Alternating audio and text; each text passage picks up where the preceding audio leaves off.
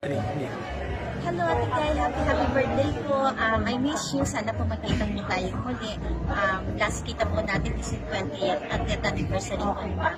Namimiss po kita siguro. If you remember po nung magkita po tayo nung 20 years, niyakap po agad kita kasi parang ano po sa akin, parang ikaw po kasi yung una po mas na parang mama ko na nawala. So nung makita po kita, sobrang grateful po ko. Tsaka na-miss ko po bigla yung mama.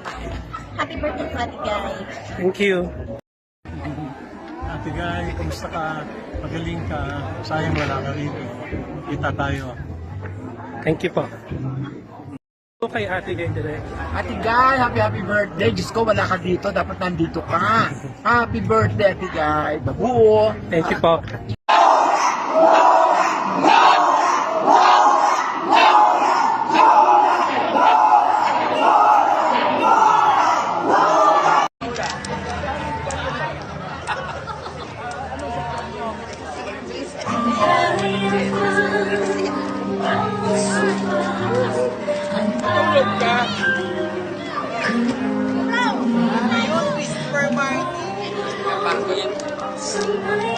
Thank you, madam.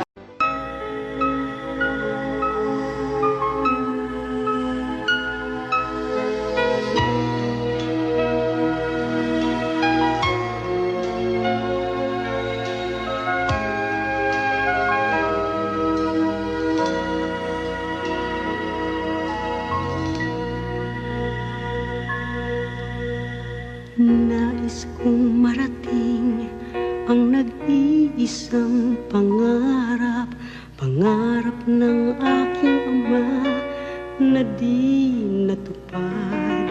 Pagpapatuloy ko ang nasimulang mithiing likas sa dugo namin.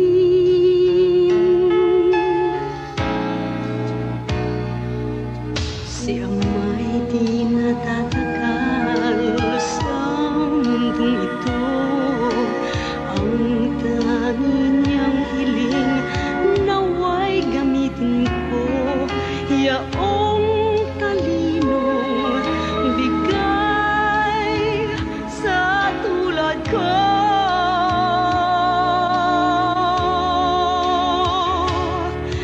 Pinangarap kong marating ang tugatog ng tagumpay kahit kay ilap ng bituin sa aking mga kamay. Baka sa akin maibigay ng may kapal, baka sa akin sumikat ang araw. Ako ang pag-asa, kanyang tanglaw.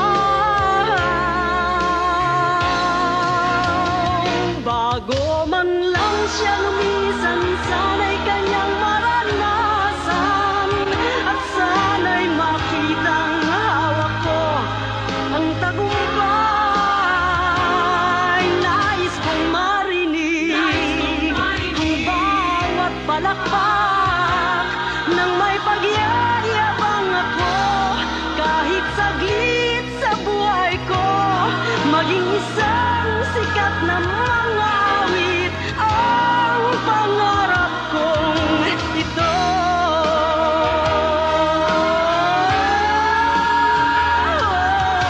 Pinangarap kong marating ang tugatog ng tagumpay kahit kailap ng bituin sa aking mga kamay. Baka sa akin maibigay ng may kapal, baka sa akin sumikat ang araw.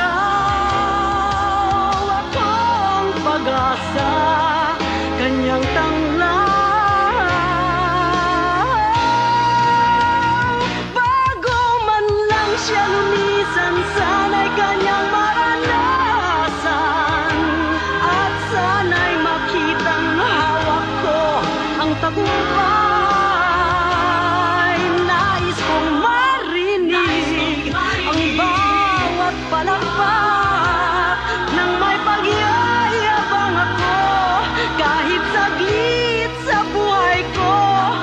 Naging isang sikat na mga awit, isang sikat na mga awit. Ang pangarap ko, ang pangarap ko.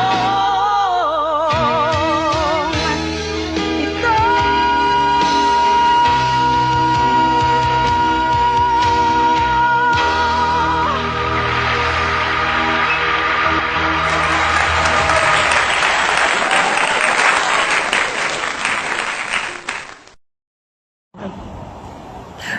Nay, saan pa po kayo galing? Galing po kaming Siniluan, Laguna. Aha. Ah, Pumunta lang kayo dito pumunta para po kami silipin si dito Ate Guy. Para po masilip si Nora Honor na aking idol po. Ako po si Nora Honor po tsaka ako. Kami po magsigidad halos niya. Kaya nung siya po artista na, lagi po nakabuntot diyan. Kaya po ngayon nang mawala po siya sa mundo, masakit po ang aking kalooban. Parang hindi ko po matanggap na siya nawala na kaagad. Bala ko pumandis yung dalawin doon sa bago niya tirahan sa Quezon City. Ay nawala na siya, hindi ko na napuntahan. Nagkataon din na ako yung nagkasakit, kaya hindi ko na siya napuntahan. Kaya sabi ko, anak, pag umigi ako, pupuntahan natin si Nora Honor. Ganito naman ang nangyari. Hindi ko alam na ganun lang din kaikli ang buhay niya. Ako po'y lungkot na lungkot. Para pong isang bahagi ng buhay ko ang nawala. Totoo po yun, hindi ako nagsisinungaling. Kung nalalaman lang ng ibang tao yung aking kalooban, yan po'y talagang kahit po ako'y namamasok ang katulong, yan po'y kahit nagagalit ang amo ko. Nilalayasan ko yung bahay ng amo ko, pinapanood yung shooting. Nora, yung show. Sa pinagkalaro yung sila yung kabataan. Ano nga po pangalan niyo, Nay? Ay, Flor de Ramos. Lord de Ramos. May grupo po kayo ng mga Nung araw, may grupo kami nung panahon ni Nora Honor. Lagi ako nanonood noon Opo. sa live chatter. Ay, nakalimutan ko na. sa Dahil- Superstar po, nanonood kayo. Ay, hindi sa na ako nakarating. Broadcast City. Hindi na po ako nakakarating dahil ako po'y nagkaroon ng mga anak. Kasi hindi ko na ho naintindi yung mga bagay na hanap buhay na po para sa mga anak ko, naintindi ko na. Kaya hindi po siya nawawala sa isip ko. Ito nga po, sabi ko nga po dito sa anak ko, anak, pagka sa birthday ko, gusto ko pumunta tayo kay Nora Honor, hanapin natin ang bahay ni Nora Honor sa Quezon City. Eh, hindi na po nangyari. Nagkasakit din po ako, hindi ko na maano itong aking mga binti din. Opo. Oh, ngayon naman na siya naman ang nawala ng tuluyan. Kaya masakit sa akin dibdib ko. Kaya sabi Buti ko, pinayagan po kayo ng asawa niyo. ay hindi naman po siya at alam naintindihan ang kalooban ko. Katulad po na rin anak ko. Ilan po anak niyo? Dalawa. Dalawa ang aking anak. Kaso, ang babait naman niya, anak, ako'y pagbigyan mo. Ito'y bahagi ng buhay ko, Opo. Parang napakalaking bahagi ang mawawala sa akin pag hindi ko siya nakita sa huling sandali ng kanyang buhay. Sa libing po, pupunta kayo. Ay, hindi Baka na. hindi na. Hindi na po ng anak ko eh. Ako po naman, hindi ko naman kaya mag-isa. Okay na po na nasilip niyo siya ngayon. Oo, at saka talagang siya hindi ko tinigilan hanggang dumating kami diyan ni mag-alas 11 na. Eh, hindi ko na tinigilan ng pila. Talagang ako'y naka-21 pila. Para lamang satisfied ako. Hindi pa rin nga ako satisfied doon eh. Kaya lang ay yung ko kami. Nagpabalik-balik po kayo. Oo, 21 pabalik-balik ako. Hindi ako tumitigil. Pagkatapos ng pila na naman ako. Kaya napo na nga po ako ng mga tao doon. Ng mga bantay-bantay hanggang sa Silotlot, si Ian. Napansin na kayo. Napansin na nila ako pati nung director doon. Kaya sabi po ng director doon, sige, kita ibibideo, kukunan kita bilang premyo ko sa inyo na talagang ikaw ay isa sa diehard pa ni Nora Honor. Kaya nung pinaupo kami doon sa bangko, eh dumami na huli ang tao. Dumating na po ang mga tao, hindi na po, hindi na naipara. Dumami na po eh. At least dito na video ko kayo, di ba? Marami naman nanonood sa atin. Nagpapasalamat po. Milyon-milyon na nanonood sa atin, kaya makikita kayo. Nagpapasalamat po ako sa Panginoon Diyos at pinagbigyan po niya ako. Sige po. Na makita ko si Ate Gain.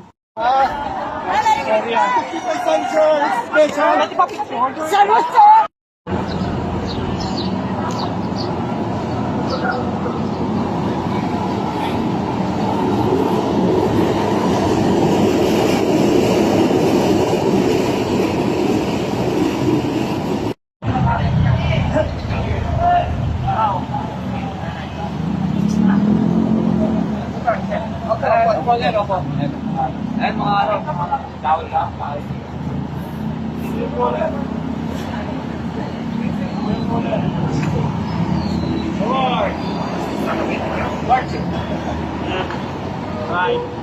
Left. Right.